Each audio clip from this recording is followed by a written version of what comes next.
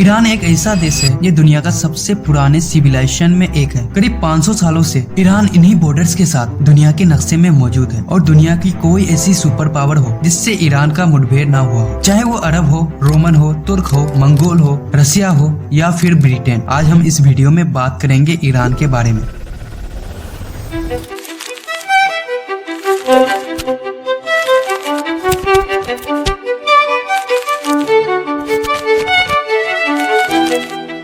World की हर एक super power ने ईरान को कब्जा करने की कोशिश की है और इसका सबसे बड़ी वजह है ईरान दुनिया की क्रॉस रोड पर आता है और यही कंट्री है जो यूरोप, अफ्रीका और एशिया तीनों कॉन्टिनेंट को आपस में कनेक्ट करता है। दुनिया की हर एक कंट्री किसी न किसी कंट्री के साथ बॉर्डर शेयर जरूर करता है। उसी तरह ईरान भी 7 कंट्रीज के साथ बॉर्डर शेयर करता है। ईरान की सार्दन साइड पर ही दुनिया का सबसे इम्पोर्टेंट और खतरनाक पॉइंट भी है जिसे स्टेट ऑफ हॉर्मोज कहते हैं। पूरी दुनिया की 20% तेल और गैस की सप्लाई इसी पॉइंट से होता है। स्टेट ऑफ हॉर्मोज के पास 7 आइलैंड भी 1970 से ईरान के कब्जे में है, लेकिन इससे पहले यूएई का कंट्रोल था। इसी तरह कैस्पियन सागर में भी ये आशुरा डे आइलैंड ईरान के कंट्रोल में है। पिछले 40 साल तक ईरान वेस्टर्न वर्ल्ड के लिए एक सरदर्द बना हुआ है। लेकिन आखिर क्या वजह है इतनी पावरफुल आर्मी और इकोनॉमी होने के बावजूद भी अभी तक कोई भी वेस्टर्न कंट्री ईरान में अटैक करके उस पर कंट्रोल नहीं कर सकी। हर कोई जानता है कि ईरान पर डायरेक्ट अटैक करना बहुत ज्यादा बैकफायर कर सकता है। ईरान को अनकॉन्करेबल बनाने में बहुत से सी और रीजन के साथ साथ उसकी ज्योग्राफी का भी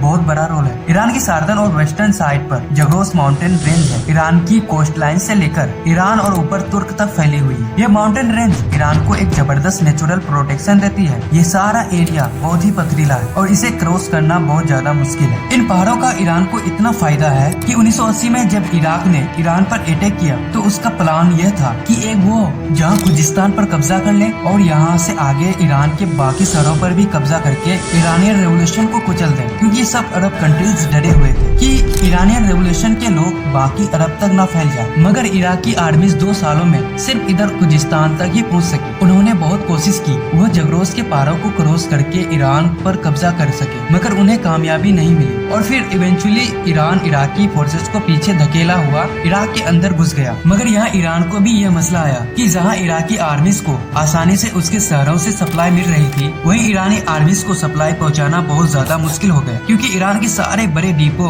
और शहरों जगरोस माउंटेन रेंज के दूसरी तरफ थे। यही वजह है कि 8 साल बाद भी ये वॉर बगैर किसी नतीजे के खत्म हो गए और दोनों कंट्रीज के बॉर्डर में 1 इंच भी चेंज नहीं आई। इसी तरह ईरान के नॉर्दर्न साइड पर कैस्पियन सी के साथ अल्बरोस माउंटेन रेंज है जो इस नॉर्दर्न साइड से प्रोटेक्शन देती है। और ये पहाड़ सिर्फ ईरान को नेचुरल प्रोटेक्शन नहीं देती बल्कि बहुत सी रिसोर्सेज भी देती है। ये दोनों mountain range uranium, silver, gold और जिंक से मालामाल है।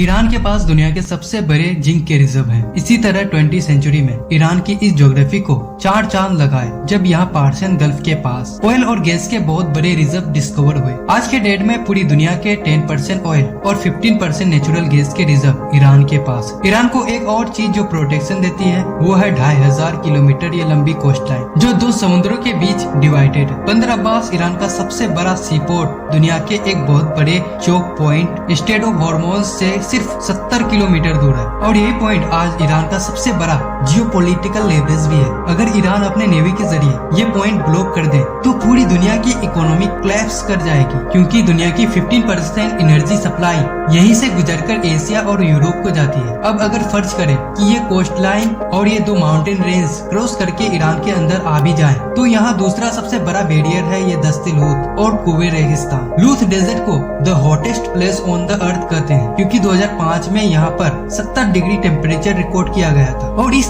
टफ कंडीशन में ईरान को कब्जा करना ऑलमोस्ट इम्पॉसिबल रहा है। लेकिन आज की डेट में जो दूसरी चीज ईरान को इतना पावरफुल बनाती है वो है उसकी जियोपॉलिटिकल स्ट्रेटेजी। जिससे पहले अगर हम ईरान की डेमोग्राफी को देखें तो उसकी पॉपुलेशन तकरीबन 9 करोड़ है, जिसमें 95% शिया मुस्लिम है। ईरान में 62% लोग पार्सियन है, 16% अजरी और 10% कुर्द और बाकी 12% बलोच, लूट, अरब और तुर्क है। अब 1979 की शिया रेवोल्यूशन से पहले ईरान एक लिबरल कंट्री था और इस खिता में अमेरिका एक बहुत स्ट्रॉन्ग एला भी था। इवन उस जमाने में अमेरिका ईरान को मिलिट्री जेट्स तक सप्लाई किया करता था। लेकिन फिर इमाम खुमैनी के आने के बाद यहाँ के सारे डायनेमिक्स चेंज हो गए। आपको ये जानकर हैरत होगी कि 1979 से पहले ईरान और इजराइल के आपस में बहुत अच्छे रिलेशन थे। इनफैक्ट ईरान 1948 में इजराइल को एक्सेप्ट करने वाला दूसरा सबसे बड़ा मुस्लिम मेजोरिटी कंट्री था। लेकिन इमाम खुमैनी ने आते ही फिलिस्तीन की सपोर्ट में आवाज उठाई और ऐलान किया अब से इजराइल ईरान का नंबर 1 एनिमी है। तेहरान ने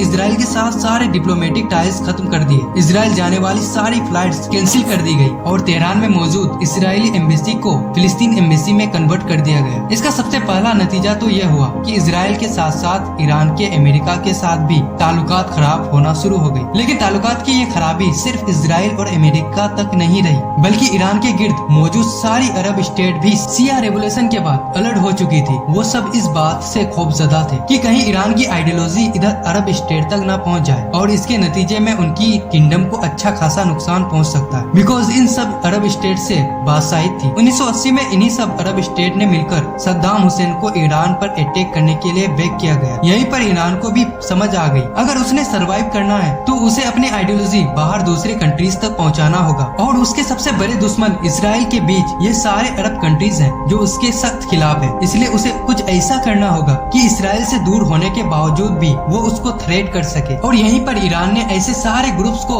सपोर्ट करना शुरू कर दिया जो एंटी इसराइल या एंटी ज़ियनीत थे, जैसे कि फिलिस्तीन में हमास, लेबनान में हिजबुल्लाह, सीरिया में फातिमा ब्रिगेड, इराक में अल-बदर और यमन में हौसी। इस सारे नेटवर्क को द एक्सेस ऑफ रेजिस्टेंस कहा जाता है। और इसी नेटवर्क के जरिए ईरान, इजराइल इवन अरब कंट्रीज पर भी प्रेशर रखता है कि वो ईरान के खिलाफ कोई भी कदम उठाने से पहले 1000 बार सोचे। इसलिए जब इसराइल ने गाजा पर बमबार्डमेंट शुरू की तो उधर लेबनान से हिजबुल्लाह ने इसराइल पर मिसाइल फायर किए और यहाँ यमनी हौसियों ने रेड सी से गुजरने वाले इजरायली और अमेरिकन शिप को ड्रोन से टारगेट करना शुरू कर दिया। ईरान की इसी प्रॉक्सी वॉरफेयर स्ट्रेटजी ने उसे काफी डेंजर बना दिया है। अब वॉरफेयर स्ट्रेटजी की बात हो ही रही है तो ईरान की ड्रोन टेक्नोलॉजी का जिक्र करना बहुत जरूरी है। जनवरी 2024 में जब हमास की तरफ से यहाँ से गुजरने वाले कंटेनर्स पर लगातार ड्रोन अटैक किए जा रहे थे तो फ्रांस ने यमन के शाही ड्रोन को गिराने के लिए $1 मिलियन वाला Aster 15 surface to air missile use किया, जबकि यमनी ड्रोन्स की कॉस्ट सिर्फ $20,000 थी। यमनी हौसियों को ये सारे ड्रोन्स ईरान सप्लाई कर रहा है और इनके खिलाफ भी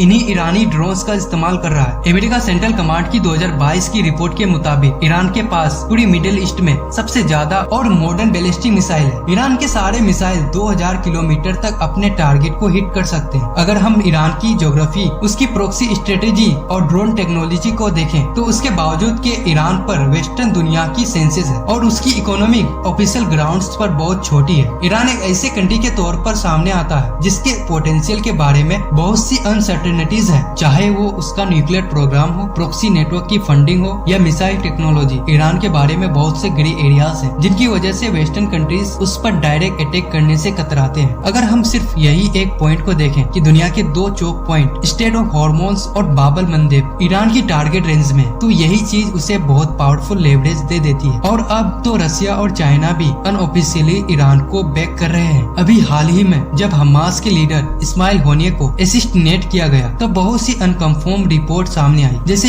इंटरनली कुछ गड़बड़ भी है। ईरान इस पर कब और कैसे रिटेल करेगा और क्या ईरान इजराइल और अमेरिका का जवाबी वॉर सहने की सलाहियत रखता है, यह तो आने वाला समय ही बताएगा।